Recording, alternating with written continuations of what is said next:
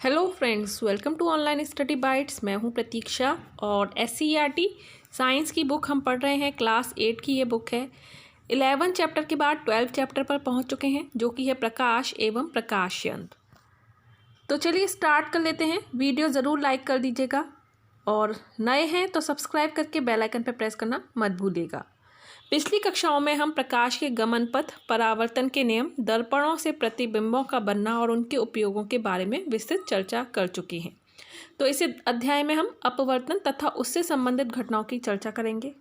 प्रकाश का अपवर्तन क्या होता है कि हमें पता है कि किसी समांगी पारदर्शी माध्यम में प्रकाश का गमन सरल रेखा में होता है।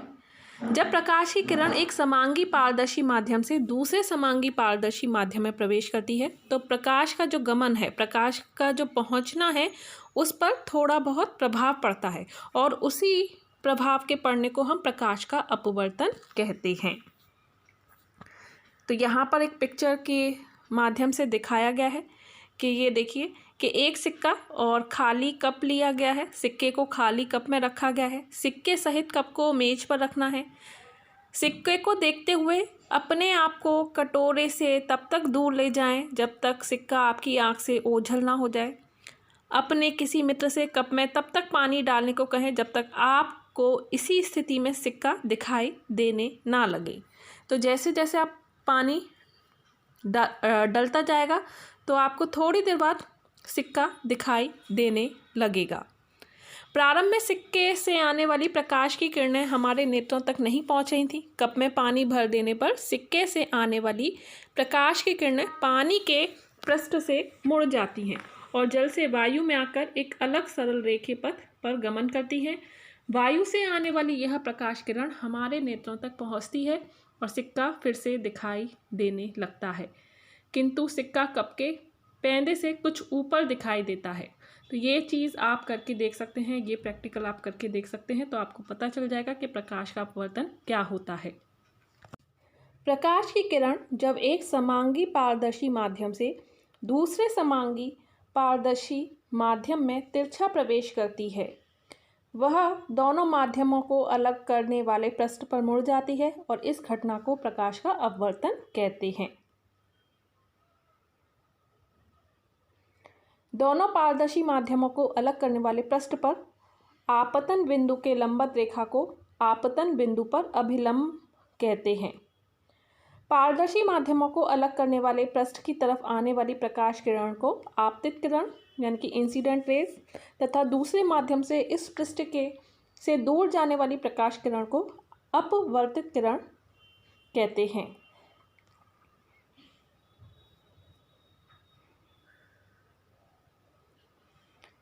तो यहाँ पर अपवर्तन का सत्यापन करके दिखाया है, तो साइंस के जो अभ्यर्थी हैं वो इसको पढ़ सकते हैं। अपवर्तन के नियम जानते हैं। जब प्रकाश की किरण एक पारदर्शी माध्यम से दूसरे पारदर्शी माध्यम में प्रवेश करती है तो प्रकाश की किरण का अपवर्तन होता है तथा अपवर्तन की घटना में निम्नलिखित दो नियमों का पालन होता है। आपतित किरण, अपवर्तित किरण और अपवर्तक पृष्ठ के आपतन बिंदु पर डाला गया अभिलंब तीनों एक ही तल में स्थित होते हैं। किसी पारदर्शी माध्यम युग्म के लिए आपतन कोण की ज्या तथा अपवर्तन कोण की ज्या का अनुपात नियत होता है और इस नियम को स्नेल का नियम भी कहते हैं। तो स्नेल के नियमानुसार sin I upon sin R नियतांक, जिसे हम म्यू भी कहते हैं, जो उल्टा यू की तरह बनता है इस तरह से, तो उसको हम नियतांक कहते हैं। किसी समकोण त्रिभुज में किसी कोण के सामने की लंब भुजा तथा कर्ण का अनुपात उस कोण की ज्या कहलाती है। आगे बढ़ते हैं। अपवर्तन पर निर्भर कुछ सामान्य घटनाएं। पानी में पेंसिल का टेढ़ा दिखाई देना, ये चीज़ें आप क्रिया करके देख सकते हैं। प्रैक्टिकल से ही समझ में आती हैं साइंस की चीज़ें। तारों का टिमटिमाना, तालाब की गहराई उसकी वास्तविक गहराई से कम प्रतीत होना, प्रिज्म द्वारा प्रकाश का अपवर्तन,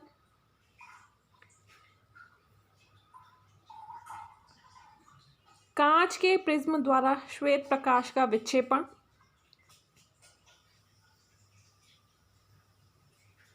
तो पर्दे पर 7 रंगों का एक सुंदर समूह दिखाई देता है और हम देखते हैं कि श्वेत प्रकाश प्रिज्म से गुजरने के पश्चात 7 रंगों के समूह में विभक्त हो जाता है और इन 7 रंगों को क्रम जो है वो है बैगनी यानी कि वायलेट, जामुनी इंडिगो, नीला ब्लू, हरा ग्रीन, पीला येलो, नारंगी ऑरेंज और लाल, जिसे हम विबग्योर भी कहते हैं। ये क्रम याद रखना है। प्रिज्म से गुजरने के पश्चात श्वेत प्रकाश का अपने अवयवी रंगों में विभक्त होना प्रकाश का विक्षेपण कहलाता है। पर्दे पर प्राप्त 7 रंगों के समूह को प्रकाश का वर्णक्रम यानी कि स्पेक्ट्रम कहते हैं।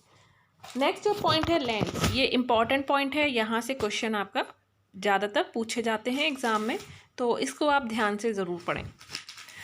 आपने देखा होगा घड़ी साज घड़ी के पुर्जों को देखने के लिए एक युक्ति का प्रयोग करते हैं। यह युक्ति जो है वो है लेंस। लेंस का उपयोग कैमरे, सूक्ष्मदर्शी, दूरदर्शी, फिल्म प्रोजेक्टरों आदि प्रकाश यंत्रों के निर्माण में करते हैं। लेंस किसी पारदर्शी माध्यम का एक ऐसा टुकड़ा है जिसके दोनों पृष्ठ वक्र अथवा एक पृष्ठ वक्र तथा दूसरा पृष्ठ समतल होता है। सामान्यतः लेंस 2 प्रकार के होते हैं, उत्तल लेंस और अवतल लेंस। तो उत्तल लेंस और अवतल लेंस यहाँ देख सकते हैं, इनके बारे में जान लेते हैं। जिस लेंस का मध्य का भाग मोटा यानी कि ऊपर उठा हुआ होता है, ये आप देख सकते हैं पिक्चर में, अपसारी लेंस यहाँ लिखा हुआ है, तो इसको उत्तल लेंस ही कहते हैं। तो मध्य का भाग कैसा होगा, मोटा होता है और किनारे कैसे होते हैं, पतले होते हैं, उसको हम उत्तल लेंस कहते हैं। और जहाँ जिस लेंस का मध्य का भाग पतला होता है, ये मध्य का भाग पतला है और किनारे कैसे हैं, मोटे होते हैं, उसे हम अवतल लेंस कहते हैं। उत्तल लेंस के दोनों पृष्ठ उत्तल होते हैं और अवतल लेंस के दोनों पृष्ठ अवतल होते हैं। उत्तल लेंस को अभिसारी लेंस कहते हैं। आपतित समांतर प्रकाश की किरणें के मुख्य अक्ष की ओर मोड़ता है, इसीलिए इसको अभिसारी लेंस कहते हैं। और अवतल लेंस में आपतित समांतर किरणों को मुख्य अक्ष से दूर फैलाता है, मुख्य अक्ष से दूर फैलाता है, इसीलिए इसको अपसारी लेंस कहते हैं। वक्रता केंद्र, वक्रता त्रिज्या क्या होती है, C1 तथा C2 लेंस के दोनों पृष्ठों के वक्रता केंद्र हैं। ये आप देख सकते हैं C1 और C2 जो बीच का केंद्र है। लेंस का प्रत्येक पृष्ठ जिस गोले का भाग होता है उसकी त्रिज्या लेंस की वक्रता त्रिज्या कहलाई जाती है। लेंस में 2 वक्रता केंद्र तथा 2 वक्रता त्रिज्याएं होती हैं। आगे बढ़ेंगे। मुख्य फोकस क्या होता है, मुख्य अक्ष पर स्थित वह बिंदु जिससे आने वाली या आती हुई प्रतीत होने वाली किरणें लेंस से निकलने के बाद मुख्य अक्ष के समांतर हो जाती हैं, लेंस का प्रथम मुख्य फोकस कहलाता है। और फोकस तथा प्रकाशिक केंद्र के मध्य की दूरी को फोकस दूरी कहते हैं। इसके बाद पहुंचते हैं हम सूक्ष्मदर्शी की ओर। सूक्ष्मदर्शी क्या है, प्रकाशिक यंत्र। सूक्ष्मदर्शी और दूरदर्शी। सूक्ष्मदर्शी एक ऐसा प्रकाशिक यंत्र है जिसकी सहायता से सूक्ष्म वस्तुएं देखी जा सकती हैं। सूक्ष्मदर्शी 2 प्रकार के होते हैं, सरल सूक्ष्मदर्शी सिंपल माइक्रोस्कोप और संयुक्त सूक्ष्मदर्शी कंपाउंड माइक्रोस्कोप। सरल सूक्ष्मदर्शी कम फोकस दूरी का एक उत्तल लेंस होता है। तो सूक्ष्मदर्शी कम फोकस दूरी का एक उत्तल लेंस है। लेंस के प्रकाश केंद्र तथा फोकस बिंदु के बीच एक सूक्ष्म वस्तु के अनुसार रखी गई है। लेंस द्वारा वस्तु का बड़ा आभासी तथा सीधा प्रतिबिंब AB बनता है। इसे स्पष्ट देखने के लिए लेंस से वस्तु AB की दूरी का इस प्रकार समायोजित करते हैं कि वस्तु का प्रतिबिंब AB आंख से स्पष्ट दृष्टि की न्यूनतम दूरी पर बने। संयुक्त सूक्ष्मदर्शी द्वारा सूक्ष्म वस्तु का प्रतिबिंब सरल सूक्ष्मदर्शी की अपेक्षा बहुत बड़ा बनता है। यहाँ पर चित्र दिए गए हैं जिससे कि आप आसानी से इन चीज़ों को समझ सकते हैं। जो लेंस आँख की ओर होता है उसे अभिनेत्र लेंस कहते हैं और जो लेंस वस्तु की ओर होता है उसे अभिदृश्यक लेंस कहते हैं। आपने सूक्ष्मदर्शी देखा होगा अपने स्कूल कॉलेजेस में। खगोलीय दूरदर्शी क्या है, इसमें 2 उत्तल लेंस होते हैं। ये लेंस एक खोखली बेलनाकार नली के दोनों सिरों पर स्थित होता है। लेंसों के बीच की दूरी को आवश्यकता अनुसार घटाया बढ़ाया जा सकता है। वस्तु की ओर वाले लेंस अभिदृश्यक कहलाते हैं और यह बड़े द्वारक का होता है तथा नेत्र की ओर वाला लेंस नेत्रिका कहलाया जाता है। नेत्र के बारे में पढ़ेंगे, इम्पॉर्टेंट पॉइंट है। मानव नेत्र, नेत्र मानव शरीर का एक महत्वपूर्ण अंग है। इसके द्वारा हम पास और दूर की वस्तुओं को देखते हैं। मानव नेत्र गोलाकार होता है, जिसके सामने का कुछ भाग उभरा हुआ होता है, जिसे कर्णिका या कार्निया कहते हैं। कार्निया के पीछे एक अपारदर्शी पर्दा होता है, जिसे आइरिस कहते हैं। आइरिस के मध्य में एक लघु निकास छिद्र होता है, जिसे हम पुतली कहते हैं। यहाँ आप देख सकते हैं आइरिस, कार्निया, पुतली। पेशियों की सहायता से इसका आकार स्वतः ही अधिक प्रकाश में छोटा और अंधेरे में बड़ा हो जाता है। इसके ठीक पीछे उत्तल लेंस की आकृति का एक संरचना होती है, जिसे नेत्र लेंस कहते हैं। मानव नेत्र में सबसे अंदर एक पारदर्शी झिल्ली होती है, जिसे रेटिना कहते हैं, और रेटिना के लगभग बीच में एक स्थान होता है, जिसे पीत बिंदु कहते हैं। पीत बिंदु पर बना प्रतिबिंब स्पष्ट दिखाई देता है। किसी वस्तु से चलने वाली प्रकाश किरणें कार्निया से गुजरने के बाद नेत्र लेंस पर आपतित होती हैं और इससे अपवर्तित होकर रेटिना पर वस्तु का उल्टा और वास्तविक प्रतिबिंब बनता है। स्वस्थ आंख से किसी वस्तु को स्पष्ट देखने के लिए न्यूनतम दूरी 25 सेंटीमीटर होती है। इम्पॉर्टेंट, तो न्यूनतम दूरी 25 सेंटीमीटर होती है। दृष्टि दोष क्या होता है? जब मानव नेत्र के सामने स्पष्ट दूरी जो है, न्यूनतम दूरी जो कि 25 सेंटीमीटर बताई गई है, पर रखी वस्तु साफ साफ दिखाई नहीं देती, तो उसे दृष्टि दोष कहते हैं। ये दो प्रकार का होता है, एक तो निकट दृष्टि दोष और एक दूर का दृष्टि दोष। कुछ व्यक्तियों में नेत्र लेंस बहुत अधिक वक्र हो जाने के कारण लेंस की फोकस दूरी कम हो जाती है। ऐसी दशा में दूर स्थित वस्तु का प्रतिबिंब रेटिना पर न बनकर उसके पहले ही बन जाता है। फलस्वरूप क्या होता है? दूर स्थित वस्तु साफ दिखाई नहीं देती और इस प्रकार के दृष्टि दोष को निकट दृष्टि दोष कहते हैं। तो दूर की वस्तु साफ दिखाई नहीं दे रही है, तो निकट दृष्टि दोष है। निकट दृष्टि दोष को दूर करने के लिए चश्मे में उचित फोकस दूरी का अवतल लेंस प्रयोग किया जाता है। और ये क्वेश्चन कई बार आया है कि निकट दृष्टि दोष को दूर करने के लिए कौन सा लेंस लगाया जाता है? तो अवतल लेंस का प्रयोग किया जाता है। मोस्ट इम्पॉर्टेंट क्वेश्चन है, यहाँ से क्वेश्चन आपका बन के आ जाता है। यह लेंस प्रकाश किरणों को अपसारित करके प्रतिबिंब को रेटिना पर बनाता है, जिससे निकट दृष्टि दोष दूर हो जाता है। दूर दृष्टि दोष क्या है? कुछ व्यक्तियों के नेत्रों की वक्रता कम हो जाने के कारण फोकस दूरी बढ़ जाती है, जिससे नेत्र के निकट स्थित वस्तुओं के प्रतिबिंब रेटिना पर न बनकर उसके पीछे बनते हैं। फलस्वरूप निकट रखी हुई वस्तुएं स्पष्ट दिखाई नहीं देती। इस प्रकार के दोष को दूर दृष्टि दोष कहा जाता है। तो जब पास की चीज़ें नहीं देती हैं तो दूर दृष्टि है, और जब दूर की चीज़ें दिखाई नहीं देती हैं तो निकट दृष्टि दोष है। दूर दृष्टि दोष को दूर करने के लिए उचित फोकस दूरी का उत्तल लेंस चश्मे में लगाते हैं। तो निकट के लिए अवतल लेंस और दूर दृष्टि दोष के लिए उत्तल लेंस का प्रयोग होता है। दोनों ही क्वेश्चन मोस्ट इम्पॉर्टेंट है। 25 सेंटीमीटर न्यूनतम दूरी होती है, वो भी मोस्ट इम्पॉर्टेंट है। उत्तल लेंस द्वारा चित्रानुसार वस्तु से चलने वाली प्रकाश किरणें रेटिना पर केंद्रित हो जाती हैं, जिससे निकट की वस्तुएं साफ साफ दिखाई देने लगती हैं।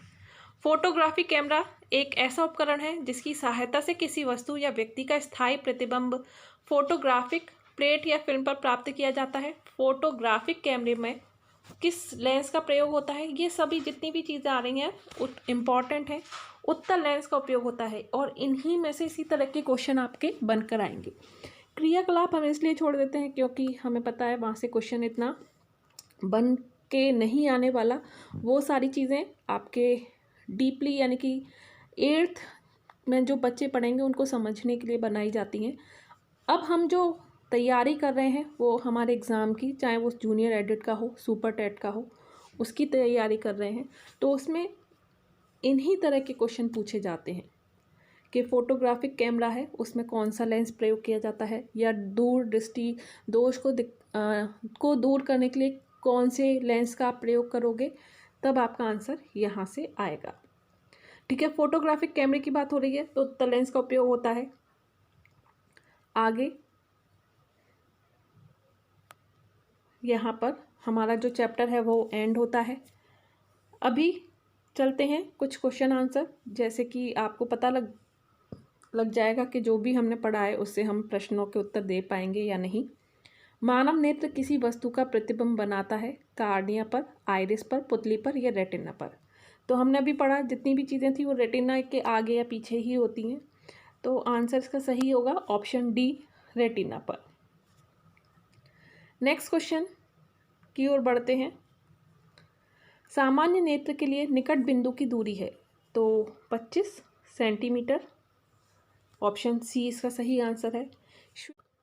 श्वेत प्रकाश जब प्रिज्म से होकर गुजरता है तो प्रिज्म के आधार की ओर प्राप्त रंग होता है, तो सही आंसर है ऑप्शन अ, लाल। नेक्स्ट है, उत्तर लेंस के फोकस बिंदु तथा प्रकाश केंद्र के बीच रखे वस्तु का प्रतिबिंब होगा। इसका सही उत्तर है आभासी, बड़ा व सीधा, ऑप्शन अ। नेक्स्ट क्वेश्चन, नेक्स्ट है, अवतल लेंस पर बने किसी वस्तु का बना प्रतिबिंब होता है, तो सही आंसर है आभासी, सीधा व छोटा।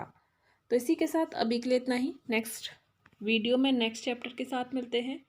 Bye bye, take care and thanks for watching.